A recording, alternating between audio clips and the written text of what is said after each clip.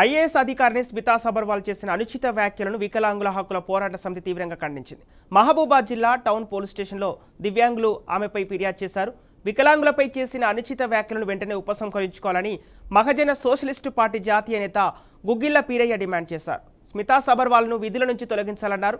లేకుంటే రాష్ట్ర వ్యాప్తంగా ఆందోళనలు ఉధృతం చేస్తామని వికలాంగుల హక్కుల పోరాట సమితి ప్రభుత్వాన్ని హెచ్చరించారు.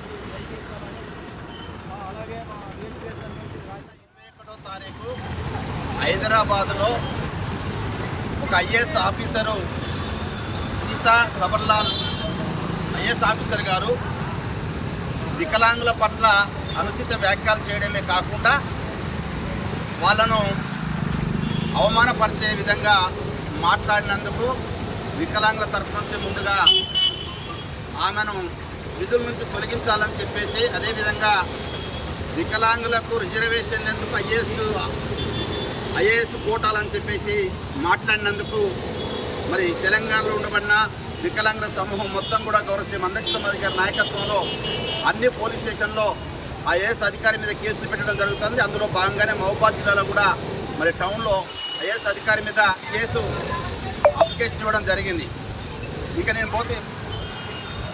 ఇక ఒక ఐఏఎస్ ఆఫీసర్